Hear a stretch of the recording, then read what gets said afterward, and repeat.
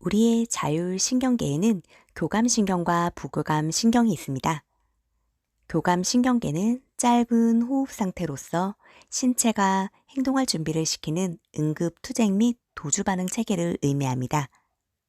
불안, 스트레스, 걱정, 위기 반응을 유발시키게 되는데 충분히 에너지를 방출하게 되면 부교감 신경계로 바뀌게 되고 충분히 에너지를 방출하지 못하면 교감 신경계가 남아있게 됩니다. 교감 신경계는 새롭거나 불편하게 느껴지는 위기의 상황에서 싸움과 도주의 시스템이라고 할 수 있습니다. 즉 싸워서 이겨낼 것인가 아니면 그 자리를 도주해서 모면할 것인가를 고민하게 하는 신경체계의 작용이라고 할 수 있습니다. 이러한 교감 신경계의 작용으로 인하여 불면, 어지러움증이 있을 수도 있고 심장이 빨리 뛰고 소화불량이나 위염, 변비, 설사가 있을 수도 있고 손발이 차거나 저리는 현상이 있을 수도 있습니다. 또한 두통, 가슴 압박감, 떨림, 목에 이물감을 느낄 수도 있고 입이 마르고 호흡이 빨라지게 됩니다. 에너지가 충분히 방출되면 호흡이 길어지면서 자연스럽게 부교감 신경으로 전환됩니다. 부교감 신경계는 신체가 정상 상태로 되돌아오게 하는 회복 체계를 의미합니다. 호흡이 길어지면 이완 반응을 하게 되어 자연스럽게 부교감 신경계로 바뀌게 됩니다. 가장 쉽게 코를 골면서 잠을 자는 상태를 부교감 신경계가 작동하고 있다고 이해를 하면 됩니다. 예를 들어 숲속에서 호랑이를 만났다면 어떻게 해야 할까요? 아마 싸우든지 도주하든지 둘 중에 하나를 선택해야만 합니다. 호랑이랑 싸우려면 완전히 기진맥진해질 정도로 에너지를 방출하면서 싸워야 합니다. 그래서 호랑이를 때려 눕히고 이기면 자연스럽게 호흡이 길어지면서 아, 겨우 살았구나. 안도의 한숨을 쉬게 될 것입니다. 두려움의 에너지가 완전히 방출되었기 때문에 교감신경이 부교감신경으로 바뀌게 됩니다. 호랑이로부터 도주를 하는 것도 마찬가지 맥락입니다. 완전히 기진맥진해져서 두려움의 에너지가 완전히 방출될 때까지 죽을 힘을 다해서 도망을 쳐야 합니다.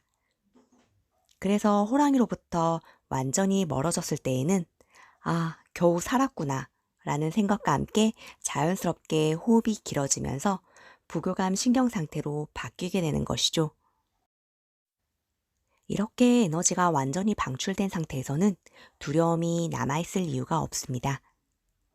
그 다음에 호랑이를 만나더라도 그다지 두려움을 느끼지 않을 것입니다.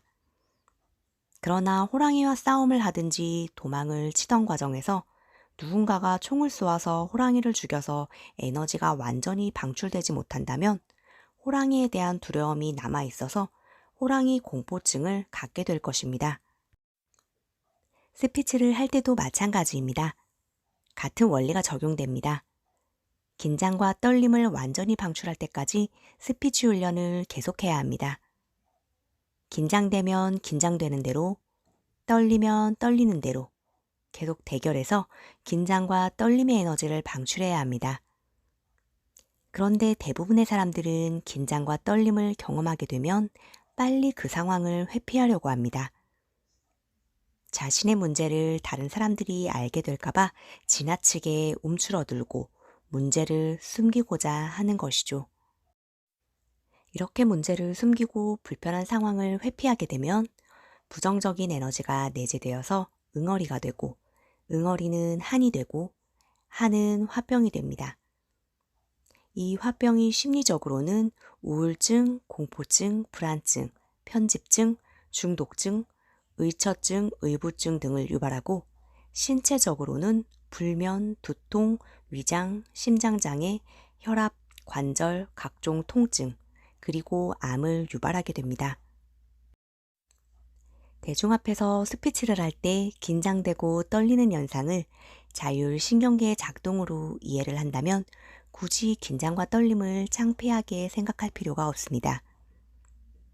자율신경계의 작동을 가정에 설치된 보일러의 자동 온도 조절 장치에 비유를 해볼 수 있습니다. 일정한 온도 이하로 온도가 내려가면 자동적으로 불이 켜지면서 보일러가 작동하지 않습니까? 그런 것처럼 대중 앞에서 스피치를 할 때 긴장되고 떨리는 현상도 새로운 환경에 들어왔다는 신호를 보내고 있다라고 이해를 하면 그렇게 문제가 될 게 없습니다. 그런데 대부분의 사람들은 긴장과 떨림 현상을 지나치게 창피한 문제로 받아들이면서 그 문제에 집착을 한다는 것이죠. 그냥 마음속으로 긴장되는 것을 보니 스피치 경험이 부족하구나. 좀 더 많이 연습하다 보면 편안해질 거야 라고 생각하면 됩니다. 긴장과 떨림은 교감 신경계의 자연스러운 현상인데 문제에 집착해서 문제를 키우는 것이 더 큰 문제입니다. 결혼식장에 들어가는 새 신부가 긴장되는 것이 이상한 일일까요? 신입사원이 첫 출근할 때 긴장되는 것이 이상한 일일까요? 스피치를 할 때 긴장되는 것도 자연스러운 현상입니다. 절대로 부끄러운 일이 아닙니다. 문제는 충분히 편안해질 때까지 스피치 훈련을 했는데도 불구하고 계속해서 긴장되는 경우입니다. 그런 경우는 보일러의 자동 온도 조절 장치가 고장이 난 것처럼 교감 신경계가 지나치게 과민 반응을 하는 것이니 최면 NLP 심리 치료를 받아야 합니다. 아마도 과거의 어떤 충격적인 실패 경험으로 인하여 자동화된 반응을 하고 있는 것입니다.